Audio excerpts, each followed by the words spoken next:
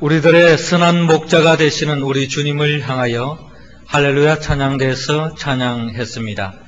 찬양의 가사처럼 우리 목자 되시는 주님의 인도하심을 따라서 늘 평안과 기쁨과 행복의 길로 걸어가는 우리 모두가 될 수 있기를 주의 이름으로 축원합니다. 우리 옆 사람과 한번 인사 나눕시다. 선한 목자를 따라갑시다.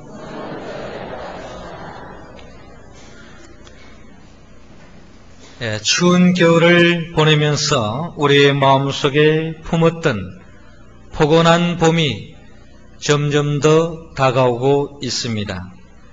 봄이 오면 얼어붙었던 땅이 녹아나고 메마른 나뭇가지에도 그리고 은양 미나리도 파릇파릇하게 새순이 돋아날 것입니다. 봄이 되면은 모든 생명들이 새롭게 시작합니다. 농부들은 묵은 땅을 갈아엎고 겨울 동안 간직했던 소중한 씨앗을 뿌립니다. 그리고 또한 요즘은 유치원과 초등학교, 그리고 중학교와 고등학교, 대학교에서 졸업식이 계속되고 있습니다. 졸업식은 한 과정의 끝이면서도 새로운 세계를 향하여 새롭게 시작하는 날입니다. 우리는 모든 것이 새롭게 시작하는 새봄을 맞이하고 있습니다.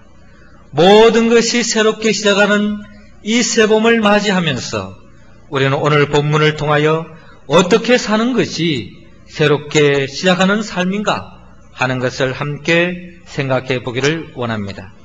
먼저 하나님은 오늘 본문 1절에서 2절을 통하여서 말씀을 듣고 살아라 라고 말씀하고 계십니다. 우리 2절 말씀 우리 다 같이 읽겠습니다. 많은 사람이 모여서 문 앞에라도 용신할 수 없게 되었는데 예수께서 저희에게 도를 말씀하시더니. 저를 한번 따라 하시기 바랍니다. 말씀을 듣고 삽시다. 본문의 말씀을 통하여 우리는 새로운 인생을 꿈꾸는 자에게 말씀을 전하는 예수님을 만날 수 있습니다. 예수님은 말씀이 육신이 되어 이 땅에 오셨습니다. 그리고 말씀을 전하고 있습니다. 예수님의 말씀 속에는 하나님의 뜻을 담고 있습니다.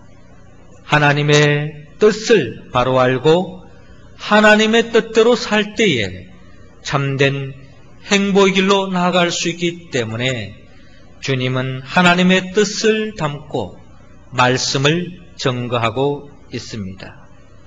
하나님의 말씀에 가까운 삶을 살아갈 때 우리는 진정한 행복의 길로 나아갈 수 있습니다. 그러나 예수님의 말씀과 멀어지면 멀어질수록 하나님의 나라와 멀어질 수밖에 없습니다.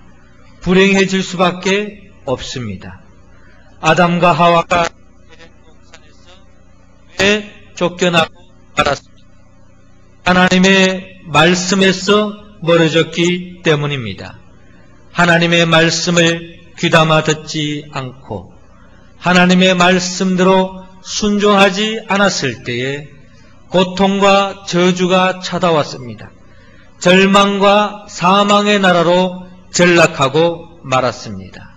이처럼 하나님의 말씀을 멀리함으로 죄로 인하여 절망 속에 살아가는 이 땅에 주님은 희망을 안겨주기 위하여 새로운 역사로 인도하기 위하여 주님은 저로 말미암아 꽁꽁 얼어붙은 이 세상에 봄바람과 같은 말씀을 들려주고 있습니다. 봄바람이 부는 곳에 얼어붙었던 땅이 녹아나듯이 주님의 말씀을 전하는 곳에 살아나는 역사, 치유 역사, 회복의 역사, 축복의 역사가 일어납니다. 그러므로 우리는 봄바람 같은 예수님의 말씀에 귀를 기울여야 합니다. 그 말씀을 붙잡고 살아야 합니다. 그때에 새봄과 같은 새로운 생명이 역사하는 일이 일어날 줄로 믿습니다. 시편 기자는 시편 1편을 통하여 하나님의 말씀에 귀를 기울이고 그 말씀대로 사는 자가 참된 행복을 누린다고 말씀하고 있습니다. 복 있는 사람은 악인의 꾀를 쫓지 아니하고 죄인의 길에 서지 아니하고 오만한 자의 자리에 앉지 아니하며 오직 여호와의 율법을 즐거워하여 그 율법을 주야로 묵상하는 자로다 라고 말씀하고 있습니다. 그러기에 주의 말씀을 늘 가까이 하는 사람은 시냇가에 심은 나무와 같아서 시절을 쫓아 과실을 맺으며 그 잎사귀가 마르지 아니함 같으니 그 행사가 다 형통하다라고 말씀하고 있습니다. 새롭게 시작하는 여러분들의 삶 속에 참된 행복이 깃들기를 원합니까? 여러분들의 삶 속에 형통하기를 원하십니까? 멀리 있지 않습니다. 하나님의 말씀을 가까이 하시기 바랍니다. 특별히 우리 교회에서는 우리 다음 주간에 성경 통독학교를 개설합니다. 창세기부터 시작되어지는 열왕기하까지 이어지는 그 하나님의 말씀 속에 여러분들이 창념할 수 있기를 바랍니다. 이 성경 통독학교에 많이 참여하셔서 하나님의 말씀을 가까이 하고 그 말씀을 여러분들의 마음에 심고 그 말씀과 더불어 살아갈 때에 새롭게 시작하는 여러분들의 삶 속에 덧없는 하나님의 복이 임할 줄로 믿습니다. 두 번째로 우리가 옛것을 버리고 모든 것을 새롭게 시작하는 사람은 어떻게 살아야 합니까? 하나님은 두 번째로 오늘 본문 3절에서 5절을 통하여 믿음을 품고 살아라고 말씀하고 있습니다. 5절 말씀 우리 할렐루야 찬양대원들이 읽어주시기 바랍니다. 시작.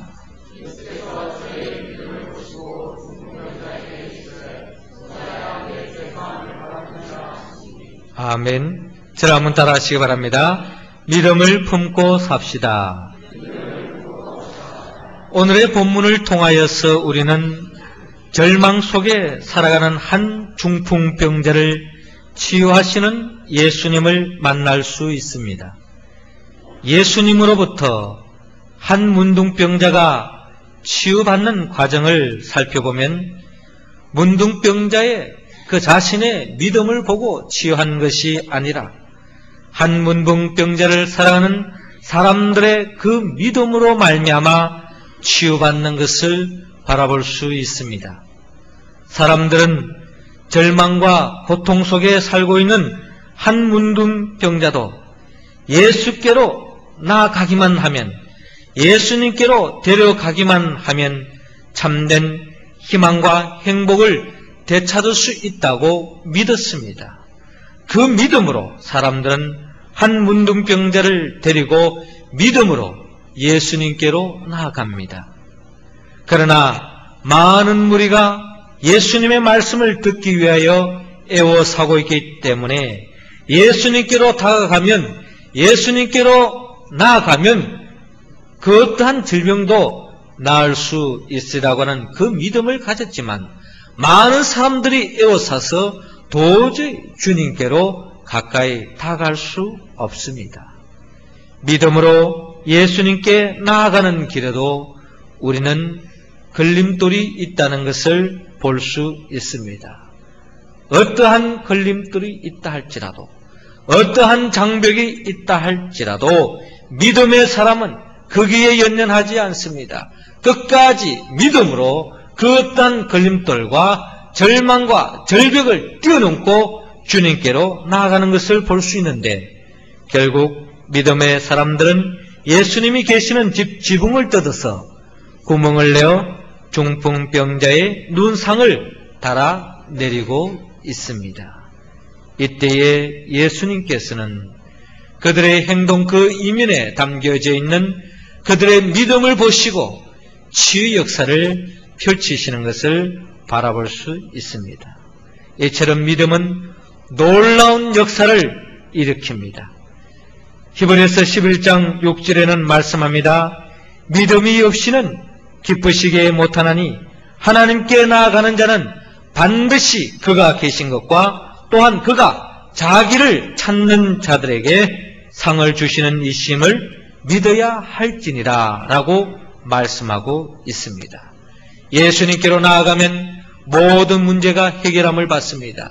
어떠한 질병으로 말미암아 고통의 자리에 놓여 있다 할지라도 예수님께로 나아가면 주님께서 치유해 주실 줄로 믿는 그 믿음을 가지고 나아갈 때는 믿음을 통하여 주님은 역사하십니다. 예수님은 믿는 자를 통하여 축복의 역사를 펼칩니다. 믿는 자를 통하여 축복의 통로로 사용하십니다.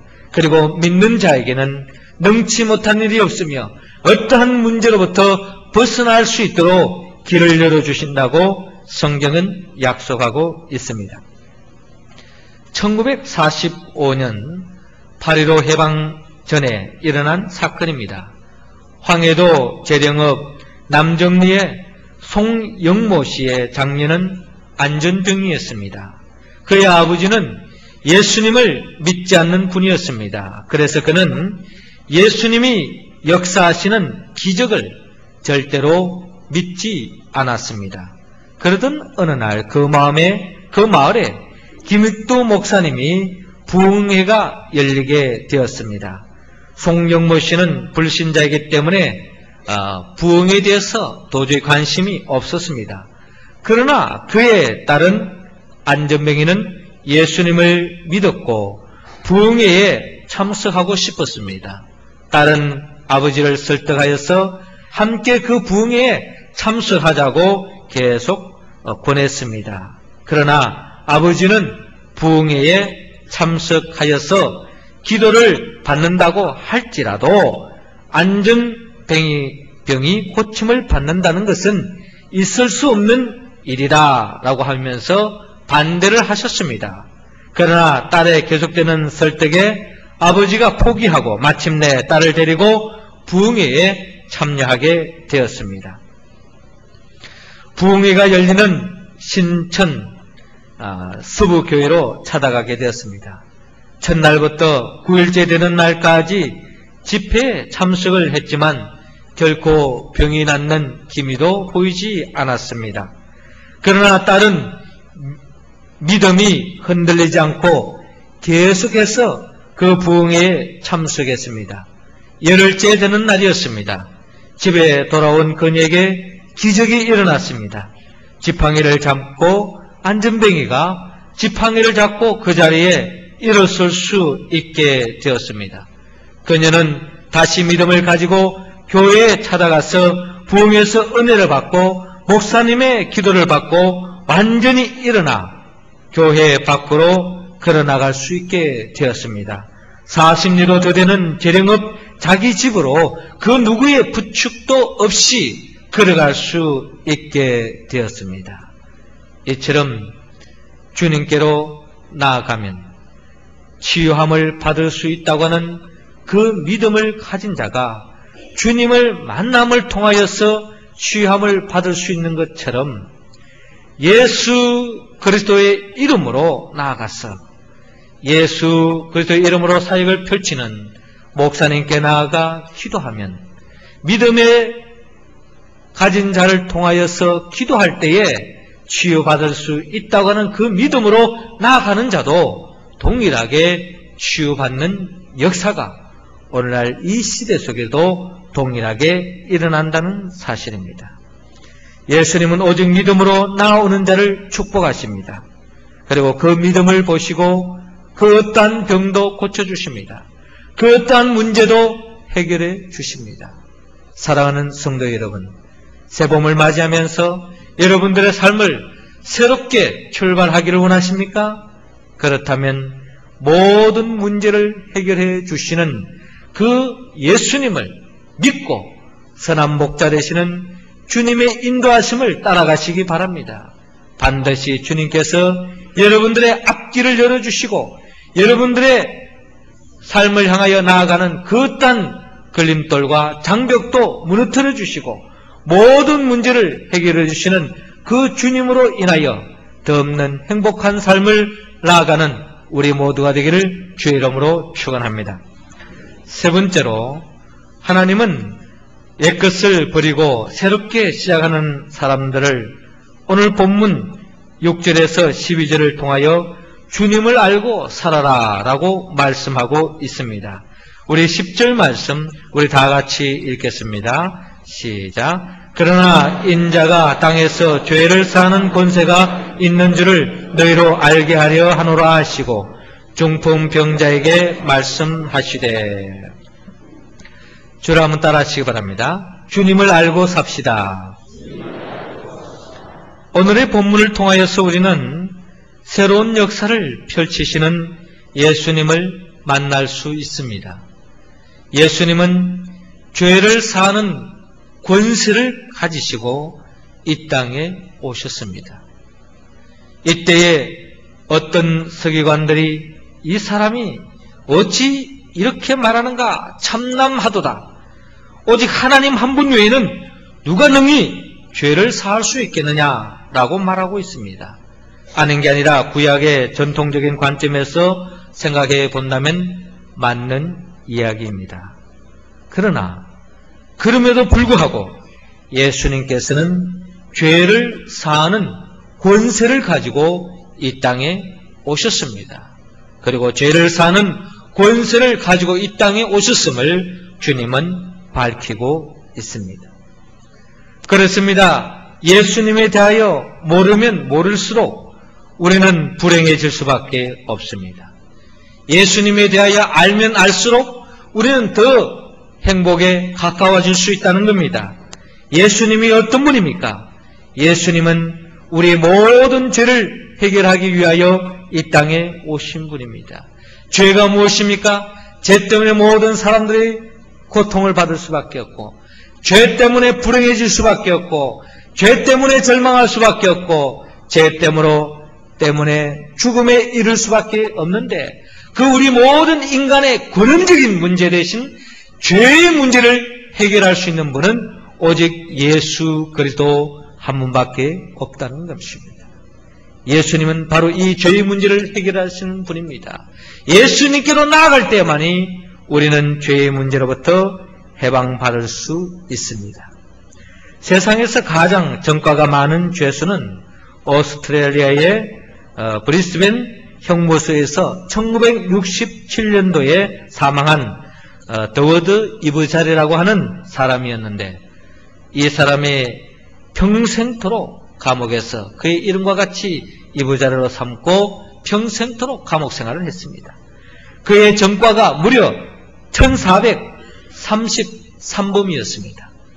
이 사람도 처음에는 범죄자가 아니었습니다. 그러나 범죄가 계속해서 또 다른 범죄를 낳았기 때문에 최고로 많은 범죄를 저지르게 되었다는 것입니다.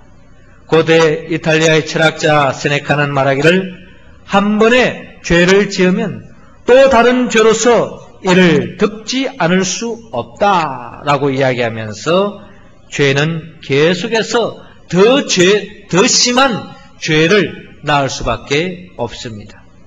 그러므로 우리는 죄로부터 벗어나야 합니다. 죄의 사슬에서 우리는 끊어야 합니다. 죄로부터 멀리해야 합니다.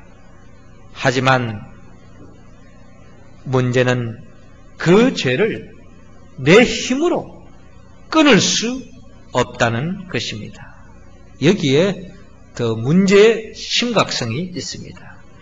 내 의지로는 그 죄를 끊기보다는 내 의지가 그 죄를 더 따라가게 되어 있다는 것입니다. 이것이 바로 인간의 연약성이요, 인간의 이중성입니다. 내 마음의 법이 하나님의 법을 쫓아가기를 원하지만 내 마음이 법이 어느덧 죄의 법 아래 있는 것을 바라보면서 사도 바울은 로마서 7장 24절을 통하여 그는 절규하고 있습니다. 오라! 나는 곤고한 사람이로다. 이 사망의 몸에서 누가 나를 건질 수 있겠는가? 나는 죄로부터 거절하고 싶고 죄로부터 멀리하고 싶고 하나님의 법을 따라가고 싶지만 어느덧 내 자신은 나도 모르는 사이에 죄의 법 아래 꿇어있는 나 자신을 바라볼 때 절망할 수밖에 없고 절규할 수밖에 없다는 것입니다. 그러나 사도 바울은 이 절망의 자리에 놓여 있지 않고 우리의 문제를 해결하여 오신 예수 그리스도를 찬양하며 그 예수 그리스도만이 이 죄의 자리에서부터 구원할 수 있는 유일한 분임을 그는 고백하고 있습니다. 예수 그리스도만이 우리의 모든 불행의 근원이 되는 죄의 문제로 해결할 수 있는 분은 오직 예수 그리스도 한 분밖에 없다는 겁니다. 예수 그리스도 안에 있을 때만이 우리는 진정한 죄로부터 해방받을 수 있습니다. 4세기의 고대 로마 교회의 최고의 신학자였던 북아프리카의 출신 어거스틴은 회심하기 전에 그는 죄를 짓고 타락하다가 예수님을 만나게 되었습니다. 예수님의 그 구원의 소리를 듣고 회개한 사람으로 유명한 사람입니다. 어거스틴은 마니교라고 하는 이단에 빠졌습니다. 마니교는 방탕을 합리화하는 이단이었습니다. 마니교는 교리적으로 방탕이야말로 인간의 가장 자연스러운 본능에 충실하는 것이고 본능을 표현하는 것이라고 가르쳤습니다. 그래서 마니교의 심찬 어거스틴은 마음대로 죄를 지었습니다. 그러나 그의 양심까지는 편할 수 없었습니다. 그렇게 죄를 지으면서도 그의 양심은 늘 허탈하고 불안하고 공허했습니다. 그러던 어느 날 자기 집 바깥의 정원에서 알들이 놀고 있는데 갑자기 어디선가 한 소리가 들려왔습니다. 펴서 읽어라, 펴서 읽어라 하는 소리가 그의 귓전을 들려오는 것이었습니다. 그는 깜짝 놀라서 자기도 모르게 성경책을 펴게 되었습니다. 그 본문이 로마서 13장 11절에서 14절의 말씀이었습니다. 그러므로 우리가 어둠의 일을 벗고 빛의 갑옷을 입자. 낮에와 같이 단정히 행하고 방탕과 술 취하지 말며 음란과 호색하지 말며 쟁투와 시기하지 말고 오직 주 예수 그리스도로 옷 입고 정욕을 위하여 육신의 일을 도모하지 말라라고 하는 주님의 음성을 로마서를 통하여 그는 듣게 되었습니다. 그는 지난날 죄 가운데 방황했던 삶을 청산하고 이제 죄를 끊고 예수 그리스도 안에서 죄사함 받고 예수 그리스도의 도우심을 통하여 새로운 인생길을 걸어갈 수 있게 되었습니다. 사랑하는 성도 여러분, 우리 인간의 죄로부터 벗어날 수 있는 길은 우리의 힘으로 할 수 있는 것이 아닙니다. 우리의 힘으로는 우리의 죄로부터 벗어날 길이 없습니다. 단지 예수 그리스도만이 우리의 죄의 문제를 해결할 수 있는 유일한 분이라는 것입니다. 예수님께 나아가서 예수님을 바로 알고 예수님을 통하여 모든 죄로부터 사함받을 뿐만 아니라 우리의 삶의 그 모든 근원적인 문제도 주님으로부터 구원함을 받을 수 있는 우리 모두가 되기를 주의 이름으로 축원합니다. 사랑하는 성도 여러분, 하나님은 우리 모두가 새봄을 맞이하면서 새롭게 시작하는 삶으로 나아가기를 바라는 마음으로 말씀을 들어라, 믿음을 품어라, 그리고 주님을 알아라 라고 말씀하고 있습니다. 이 말씀에 우리가 어떻게 응답할 수 있습니까? 우리의 힘으로, 우리의 의지로, 우리의 결단으로도 부족합니다.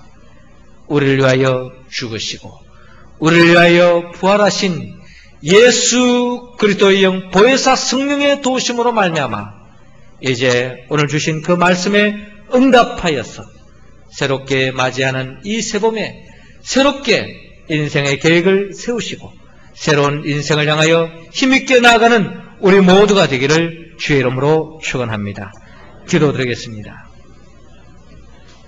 생명의 영 보혜사 성령님이시여 우리 모두에게 성령의 봄바람을 허락하여 주시옵소서.